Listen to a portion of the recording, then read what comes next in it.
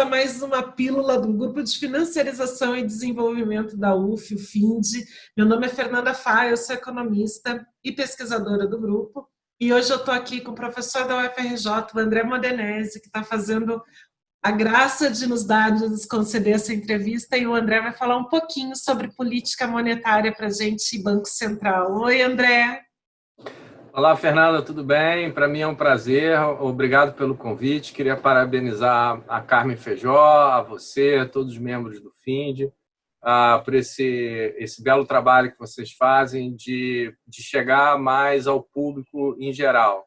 Eu acho que a gente está no momento que, particularmente, é importante essa interação entre a academia e um público mais amplo, e, nesse sentido, o que vocês estão fazendo aqui é um trabalho de extensão, ou seja, de nos colocar os acadêmicos mais em contato com a sociedade, que no final das contas esse que é o nosso objetivo, é contribuir para uma sociedade melhor. Então, muito obrigado e mais uma vez parabéns pela iniciativa.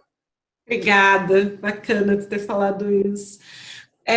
O André Modenese, ele é especialista em política monetária e já tem muitos anos que o André tem criticado a forma de atuação do nosso Banco Central, e agora o André escreveu, em parceria com a Débora Pimentel, ele escreveu um artigo que está divulgado no Le Monde, né, André, e um outro que vai ser publicado no livro que chama Utopias para Construir um Brasil, que foi organizado pelo João Sixu, o Gilberto Bercovitch e o Renan Aguiar.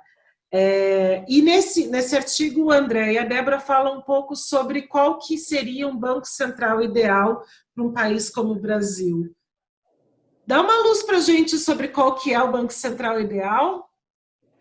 Exato.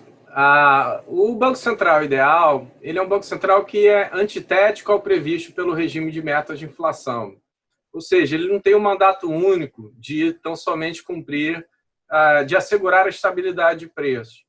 Agora, mais do que isso, eu não estou me referindo a um Banco Central que teria um mandato duplo, como o Fed, que persegue níveis de emprego e a estabilidade de preços.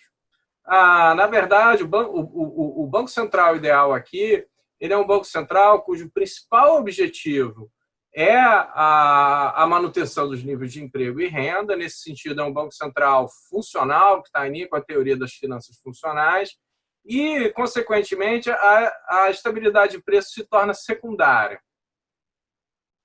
Por que a gente não tem um Banco Central assim ainda? Quais são os limites para chegar nisso? Cara, eu acho que é importante ressaltar um conjunto de obstáculos legais, mas que eles são todos autoimpostos. Então, na verdade, a Constituição, nos artigos 164 e 167, eles vão impedir um ponto que eu vou querer ressaltar mais à frente, que é o financiamento monetário por parte do Banco Central, o Tesouro Nacional, a lei de responsabilidade fiscal, também, que limita o gasto público, e, finalmente, a emenda constitucional 95, que colocou o teto, a chamada regra de ouro. E, André, como é que seria essa relação? Porque tu menciona bastante a necessidade de coordenação entre as políticas econômica, fiscal e monetária. Desculpa, entre as políticas cambial, fiscal e monetária. E para tu ter uma relação, esse tipo de coordenação, tu tem que ter uma relação muito mais próxima entre o Tesouro e o Banco Central. Como é que seria? Como é que isso funcionaria? Exatamente, Fernanda. Na verdade, a ideia é que esse Banco Central ele tem uma relação umbilical com o Tesouro Nacional. De fato, o objetivo do pleno emprego ele não pode ser assegurado tão somente pela política monetária, mas também por uma fiscal adequada de gastos.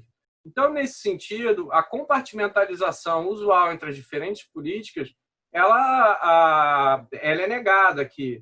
Ou seja, na verdade, eu vou precisar de ter uma política monetária, uma política cambial, uma política fiscal, todos voltados para esse objetivo último, que é o pleno emprego.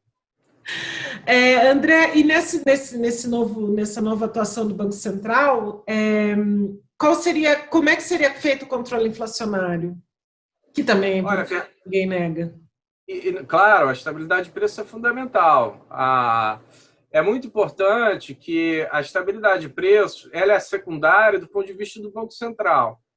Aí eu me beneficio de uma visão estruturalista da inflação e chama a atenção de que, além do olhar macroeconômico da estabilidade, que ficaria a cargo do Banco Central, é necessário um olhar setorial da evolução dos preços. Por quê?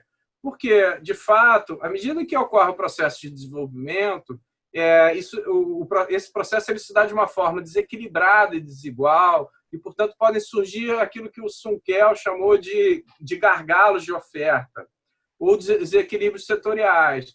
Então, é necessário uma estratégia de desenvolvimento econômico no sentido mais amplo do termo, que associa as políticas industrial, creditícia, ciência e tecnologia, além das políticas monetária, cambial e fiscal também, todas em coordenação com esse objetivo de promover o pleno emprego com estabilidade de preços. É importante chamar a atenção, porque muitas vezes os críticos a esse Banco Central, eles vão logo falar, mas isso vai dar inflação. No entanto, essa visão monetarista da inflação, ela caiu, ela ficou patentemente negada com a experiência do quantitative easing após a crise do subprime. Então, na verdade, os bancos centrais imprimiram moeda livremente, sem que isso causasse inflação. E a gente sabe que, em uma situação de aumento brutal da preferência pela liquidez, esse aumento de liquidez ele vai ser absorvido pela demanda precaucional de moeda, ou seja, ele vai ficar restrito na circulação financeira.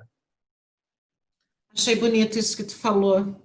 Falou difícil. Eu vou pôr uma tradução na tela quando a gente for divulgar isso.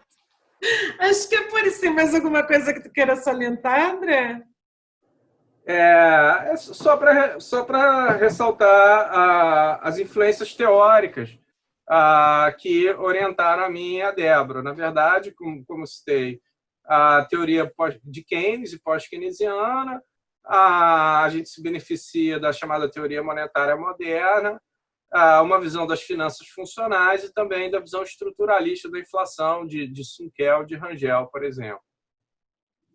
Bacana.